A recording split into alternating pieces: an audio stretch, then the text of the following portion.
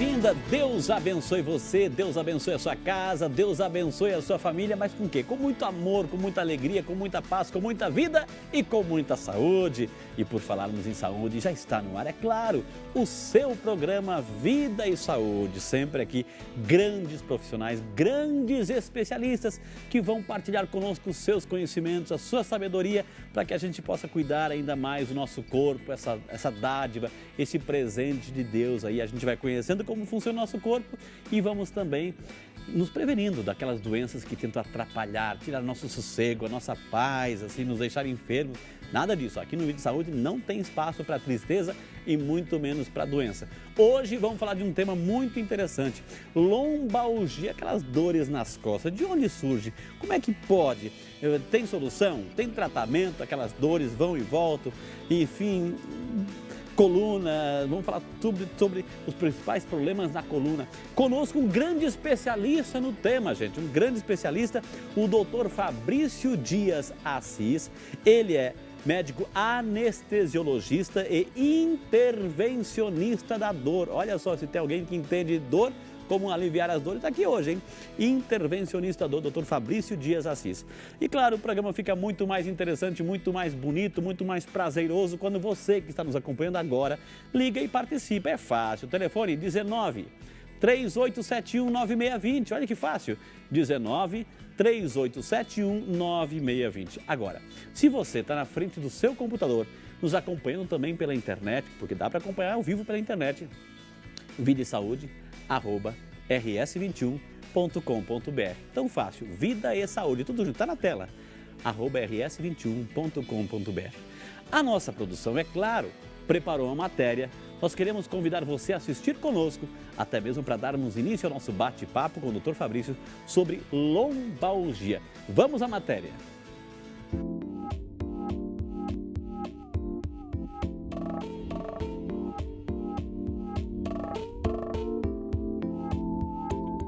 Um peso muito grande nessa região, parecia que não estava conseguindo ou que não ia conseguir. Eu devo ter ficado um ano mais ou menos com dor. Fátima sofre de lombalgia, um tipo de dor na região lombar, região mais baixa da coluna, perto da bacia. Este fisioterapeuta explica que os cuidados são simples para aliviar as dores, mas é preciso se atentar. A lombalgia aguda é aquela que acontece de um momento para o outro, normalmente ela tem uma intensidade muito forte e ela é altamente incapacitante. Então a pessoa perde os movimentos, fica prostrada realmente. A lombalgia crônica é aquela lombalgia que normalmente advém da lombalgia aguda, mas ela tem um período de duração e normalmente uma intensidade menor. Então é aquela dor que vai incomodar o paciente por longo período da vida dele. É a lombalgia crônica.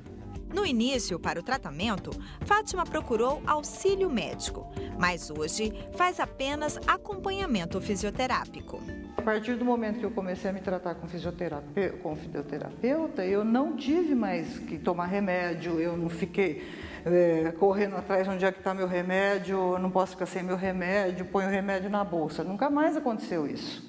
Segundo especialistas, em mais de 90% dos casos, o diagnóstico pode ser feito por meio de uma boa conversa e o exame físico. Dificilmente é preciso fazer exames como ressonância magnética ou radiografia. São várias as causas de lombalgia. As principais são má postura, sedentarismo e excesso de atividade física. Para evitar ou minimizar as crises de lombalgia, Leandro dá algumas dicas. Utilizando sempre o encosto da cadeira para apoiar a coluna e os pés apoiados no chão, de modo que isso não sobrecarregue a região que está afetada. Nessa posição, ela cria sobrecarga na região lombar. Ela inverte a curva da coluna, como a gente diz, e aumenta muito a sobrecarga. Então, na posição de barriga para cima, o correto seria que a pessoa utilizasse um travesseiro sob as pernas, um ou dois, para aliviar a tensão da musculatura e tirar a sobrecarga da região lombar. A gente pode dizer que essa não é uma maneira incorreta, a gente podia considerar que ela é inadequada, tá? Porque ela exatamente não vai criar algum tipo de lesão, mas ela pode agravar uma situação. Então, de barriga para baixo, a pessoa obrigatoriamente tem que virar a cabeça para um lado, então isso vai sobrecarregar o pescoço, né? E a coluna vai ficar numa posição de aumento da curva, porque a pressão é de cima para baixo. Então esse ponto pode ser sobrecarregado por conta dessa postura. As pessoas normalmente fazem a forma inadequada, que é flexionando o tronco para conseguir pegar o peso. Nessa posição, o movimento de flexão da lombar é máximo e isso cria uma sobrecarga grande sobre a coluna lombar. E a forma correta é o que a gente chama de técnica de 3 pontos, onde a pessoa tem que ajoelhar mesmo, apoiando o pé, o joelho da frente e acessar a carga. Isso. Nessa posição, ela tem 3 pontos de apoio e a coluna fica totalmente protegida.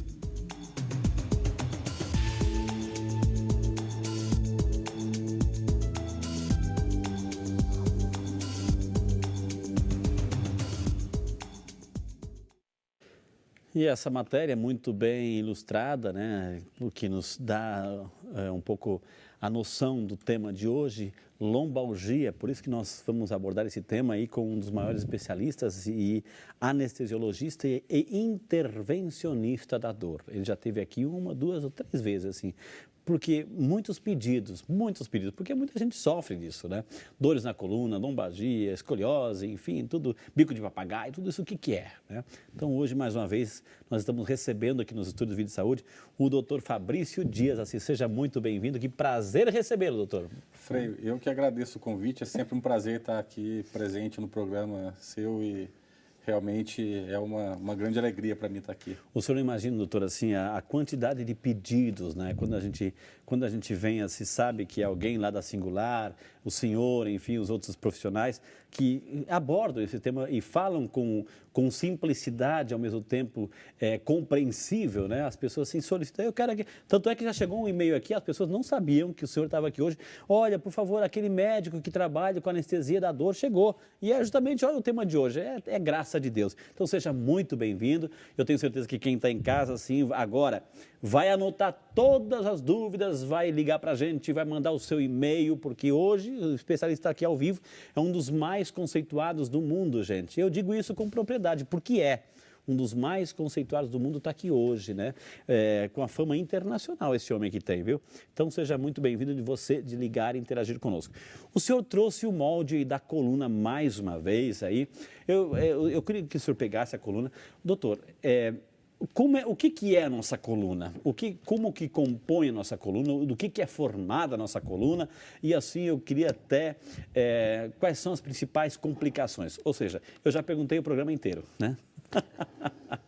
Sim, a coluna, na verdade, ela é formada por 4 segmentos, basicamente. Então, a gente tem a parte cervical da coluna, que é a parte mais alta, que é no pescoço mesmo. Quando a gente fala C1, C2, C3, ela nessa cervical? São as vértebras cervicais. Okay. Nós temos 7 vértebras cervicais. Abaixo da coluna cervical, nós temos o segmento torácico, que nós temos 12 vértebras torácicas. É o T, né? É o T1, T2, T1 até T12. Ok. Depois, abaixo da torácica, são as vértebras lombares. Okay. O L. Que é o L, e são 5 vértebras lombares. Okay. E depois, aqui já embaixo, a coluna que a gente chama de sacrococcígena, okay, né, que são compostas por mais 9 vértebras, que são 4 coccígenas e 5 sacrais. Quando a gente fala do nervo ciático, passa por aí também, doutor? Sim, o nervo ciático ele é a conjunção dos últimos, a gente chama de raízes, okay, são os nervos espinhais, as últimas raízes lombares junto com a primeira raiz sacral. Okay. Então, a união dessas raízes é que forma o nervo ciático, okay, que é o nervo mais grosso que desce para as pernas, para os membros inferiores. Okay, okay. E do que é constituído? A gente sabe assim das camadas C, L, o T, enfim, mas é osso, é cartilagem, o que tem aí dentro, doutor, na nossa coluna? Tem de tudo, né? Então, a parte óssea, o arcabouço ósseo da coluna, a gente pode basicamente dividir em 2 partes. A parte da frente, que está aqui, né? Então, essa parte a gente chama de corpo vertebral. Ok. Tá? Entre dois corpos vertebrais, a gente tem o disco intervertebral. Ok. Que é uma parte mais gelatinosa, que eu falo para os pacientes mais ou menos que parece um chiclete bubalu. Ok, eu lembro do chiclete. Então tem uma capa por fora, uma gelatina por dentro, né? Ok. E vai afinando, né? Essa camada gelatinosa vai afinando conforme... com a idade, né? ela vai afinando. Não, mas assim, no desenho também, na anatomia, né, doutor? Assim, lá em cima é bem fininho. Na cervical ela é mais fina, porque as vértebras cervicais elas são menores também. Ok. E aqui na região lombar, o disco ele é mais grosso, ele é maior, porque também nessa região a gente tem uma pressão muito maior. Ok. E uma das principais funções do disco é amortecer mesmo o nosso... peso e o impacto que a gente sofre, né? Quando a gente fala assim de bico de papagaio, né? É uma saliência que sai dessa parte mais assim, essa cartilagem mais flexível aí, doutor? É do osso mesmo daí, como se fosse um calo ósseo. O bico de papagaio é no osso? O bico de papagaio é no osso. Então, a gente tem, como eu estava dizendo aqui na frente, a gente tem o corpo vertebral e a gente tem atrás o que a gente chama de segmento posterior, né? Então, aqui nós temos o segmento posterior, a gente tem os processos espinhosos, que é o que a gente, na verdade, fica palpável e é muitas vezes visível nas costas, né? E a gente tem um par de articulações em cada nível. Tá? E o bico de papagaio, o que seria, então? Seria quando essas articulações vão começando a se desgastar, então existe uma cartilagem entre elas, existe um líquido entre as duas camadas da articulação, vai começando a secar esse líquido, a cartilagem vai começando a ficar mais fina e o osso começa a raspar no osso, então pode se formar um calo ósseo. E esse calo ósseo é que é chamado de bico de papagaio. Não tem nada a ver com aquele vermelhinho lá que tem lá embaixo. Aquele vermelhinho... Esse vermelhinho seria a representação de uma hérnia de disco. Então a gente vai falar sobre isso no próximo bloco, viu, gente? Olha, o programa já está no ar, lombalgia, dores na coluna, enfim, um grande especialista aqui. Nós queremos convidar você a interagir conosco, eu vou ter que chamar o nosso primeiro intervalo, mas na sequência temos muito mais informações para você. Quer saber? Então não sai daí, vai encaminhando também a sua pergunta. Esse é o Vida e Saúde que volta já só para você. Bom, a automedicação é um tema bastante discutido, né? Por si só, automedicar-se é perigoso porque existem interações medicamentosas que são perigosas. No caso específico da lombalgia, o perigo da automedicação é o paciente estar mascarando um quadro mais agressivo que aparece como lombalgia. É imprescindível o diagnóstico de um profissional para determinar ou não a necessidade do uso do medicamento.